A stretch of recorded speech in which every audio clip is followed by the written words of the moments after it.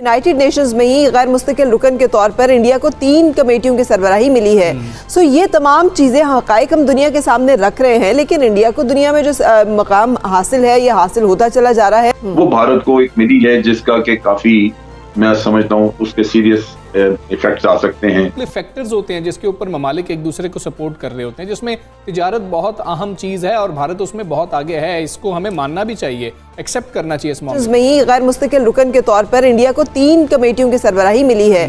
सो ये तमाम चीज़ें हक़ाइक़ हम दुनिया के सामने रख रहे हैं, लेकिन इंडिया को दुनिया में जो मकाम हासिल है ये हासिल होता चला जा रहा है। उसके बारे में क्या कहेंगे और वहाँ पे आपके ख्याल में क्या करने की जरूरत है? देखिए, वहां पे उनको एक बड़ी क्रूशल है कमेटी जो कि अफगान तालिबान की है। अफगान तालिबान के बारे में इंफॉर्मेशन और उनके ऊपर पाबंदियों के बारे में है। वो भारत को एक मिली है जिसका कि काफी मैं समझता हूँ उसके सीरियस इफेक्ट्स आ सकते हैं खित्ते के ऊपर, क्योंकि पीस प्रोसेस जो है वो अफगान तालिबान के रेफरेंस से ही चलाया जा रहा है। अब चीज ये है कि यहाँ पे आप अगर ये सोचें कि ठीक है यहाँ पे हमें सपोर्ट वो नहीं मिल रही और भारत को मिल रही है, ये अपनी जगह पे दुरुस्त है। लेकिन आप अफगानिस्तान में देखिए कि अफगानिस्तान के अपने लोगों को क्या अपने मुल्क का अमन अजीज नहीं होना चाहिए? लेकिन नहीं, वहां पे अशरफ गनी और अब्दुल्ला अपने जॉब्स, अपनी जो पोजीशन है उनको बचाने के लिए भारत के साथ वो कर रहे हैं, तावन कर रहे हैं। वो समझते हैं कि अगर पीस प्रोसेस में अफगान तालिबान को कोई हिस्सा मिल जाता है उस एग्रीमेंट की शक्ल में, तो शायद वो सदर ना रहे अशरफ गनी और अब्दुल्ला का भी क्लाउड खत्म हो जाए। तो वो अपने मुल्क के अमन को दाव पे लगा के बैठे हुए। तो बदकिस्मती ये है कि जब खुद आप अपने मामलात में खुद गर्ज हो जाएं कि मैंने मुल्क के मफाद के ऊपर अपने मफाद को तरजीह देनी है, तो फिर अमन तो नहीं आएगा। तो हमें मुश्किलात यहाँ पे सिर्फ भारत की तरफ से नहीं है, बल्कि उन लोगों की तरफ से भी हैं जो अपने मुल्क में अमन लाना नहीं चाहते। इस चीज की वजह से अफगानिस्तान में इंस्टेबिलिटी रहेगी, और इंस्टेबिलिटी रही तो भारत वहां से ये कार्रवाइयां करता रहेगा पाकिस्तान के खिलाफ, क्योंकि वहां पे स्टेबिलिटी तो होगी नहीं। तो ये बड़ा एक अजीब सा किस्सा है, दुश्वारी है इसमें कि अफगान लीडर्स खुद अपने मुल्क के साथ मुखलिस नहीं। जैन साहब, ये मामला कि अब मुख्तलिफ फैक्टर्स होते हैं जिसके ऊपर ममालिक एक दूसरे को सपोर्ट कर रहे होते हैं, जिसमें तिजारत बहुत अहम चीज़ है और भारत उसमें बहुत आगे है। इसको हमें मानना भी चाहिए, एक्सेप्ट करना चाहिए इस मामले को। सफारती सतह पर मामला क्या सिर्फ इस तरीके से हल हो सकता है कि हम बार बार उनको याद करवाते रहें, या फिर हमें सफारती महाज पर दोस्तियां करनी होगी? भारत बाकायदा तौर पर लॉबिंग करता है, हमें उस लिए कितनी मेहनत करनी होगी और हम कितनी मेहनत कर रहे हैं इस वक्त? आप क्या देखते हैं? देखिए, पहले की निस्बत तो काफी ज्यादा काम हुआ है इस दौर में, लेकिन अब भी हमारी डिप्लोमेसी उतनी अग्रेसिव, उतनी इफेक्टिव नहीं है जितनी होनी चाहिए। आप भारत को देखिए कि जब पाकिस्तान के ऊपर उसने इल्जाम तराशियां कर रहे थे और करनी थी कि पाकिस्तान टेररिज्म कराता है भारत में, तो वो जो भी उनके मुल्क में विजिटर आता था उसके साथ जो ज्वाइंट कम्युनिके इशू होता था उसमें हर दफा ये जिक्र होता था कि पाकिस्तान ये काम बंद करे। इसका दुनिया पे बड़ा इफेक्ट पड़ता है कि जब आप देखें कि इंटरनेशनल लीडर्स जो हैं, वो जो भी अमेरिका से कोई आया है, इजरायली वजीर आजम वहां पे आया, कोई भी आया, वो ज्वाइंट कम्युनिके में ये करवा लेते थे। हमने कभी नहीं ये करवाया, हालांकि टर्की के प्रेसिडेंट यहाँ पे आते रहे हैं, हमारे उनसे बड़े ताल्लुकात हैं और मेरा ख्याल है कभी वो झिझकते भी ना आते, ये वर्दगान इसमें सपोर्ट करते थे, लेकिन हमने ये कोशिश नहीं की, हमने अपने ज्वाइंट कम्युनिके में ये शामिल नहीं किया। इसी तरह जब हम जाते हैं दूसरे मुल्कों में, हमारे लीडर जाते हैं तो इंसिस्ट नहीं करते वहां जाके कि भारत के इस अमल को उजागर किया जाए, वहां पे कहा जाए या उनके।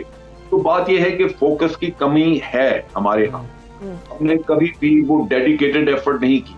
बिल्कुल फोकस की कमी, हमने डेडिकेटेड एफर्ट कभी नहीं की। ऊपर से अफगान की कमेटी उनके पास है, तो ये मामला तशवीशनाक नहीं है?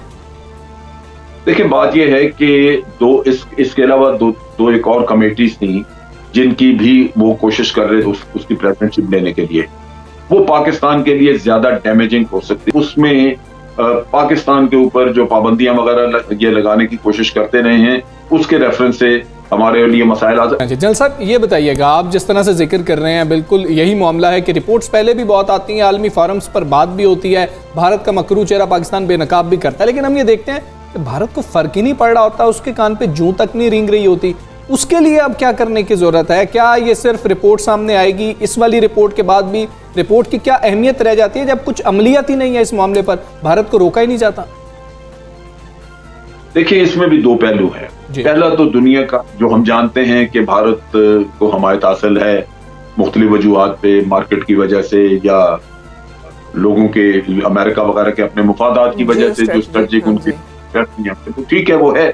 तो लगता ये है कि ये सब की मेरी भगत आपस में भारत को एक तरह की खुली छूट और जानते हुए नतीजा ये है कि पाकिस्तान को अब क्योंकि सारा कुछ मयसर आ गया, हमें FATF में भी जाना चाहिए, यूनाइटेड नेशन में भी जाना चाहिए, ताकि भारत को अब डिफेंसिव पे डाला जाए, भारत के ऊपर सारा मलबा लाया जाए, क्योंकि पाकिस्तान ने तो 15 साल भुगता है ये चीज। ठीक है, तो हमारा अब है उसको वापस इन्हीं के ऊपर लेके जाए। लेकिन डेफिनेटली एक मसला दूर है, जो हम चाह रहे थे कि जल्दी से जल्दी अफगानिस्तान में अमन आए, वो प्रोसेस हो दूर चले जाए, खास तौर पे जब जो बाइडेन कह रहे हैं कि जी हम ये मुआहदे को रिविजिट करेंगे, जो कि बिल्कुल ठीक। लेकिन अपेरेंटली जो पाकिस्तान को ग्रे लिस्ट में रखने का वहां उस वक्त फैसला हुआ, वो जो एशिया पैसिफिक ग्रुप की रिपोर्ट थी और उसकी बुनियाद पर उन्होंने कहा कि पाकिस्तान ग्रे लिस्ट में रहेगा और 6 नुकात मजीद पाकिस्तान को दे दिए कि इनके ऊपर अभी काम बाकी है। और एशिया पैसिफिक ग्रुप के ऊपर एलिजिडली इंडिया का इन्फ्लुएंस है और उसकी रिपोर्ट जो है वो फाइनल डिसीजन में बहुत अहम किरदार जारी, या यूं कह लीजिए कि हमारे हरीफ ये नहीं चाहते कि हम ग्रिड से बाहर निकल कर आए। इस बार हमने 21 पर पहले काम किया हुआ है, 6 पर भी हम तकरीबन मुकम्मल काम कर चुके हैं। वजीर खारजा की जो उम्मीद है, आपको लगता है कि हकीकत का रूप धार लेगी? लेकिन बात यह है कि आपके मुकाबले पर कौन है? आपके मुकाबले पर FATF में वो लोग बैठे हुए होंगे जिनको ना लॉजिक की फिक्र है, ना दलील की परवाह है, ना सबूत की फिक्र है। वो सिर्फ आपके खिलाफ काम करना चाहते हैं, आपकी जड़ें काटना चाहते हैं, आपको मफलूज करना चाहते हैं, आपको आइसोलेट करना चाहते हैं। उनके खिलाफ हमने क्या किया अब तक? मेरा ख्याल है डोजियर से आगे हम बात नहीं बढ़ पाई। लेकिन डिसइंफो लैब हो, बेल्जियम हो, यूरोपीय सिफारतकारी हो, यूरोपीय पार्लियामेंट हो, इन लोगों ने खासा काम किया है और बहुत तगड़ा काम हुआ है। लंदन में खासा काम हुआ है। लेकिन ये कि क्या उसका असर FATF पर होगा? मेरा ख्याल है नहीं।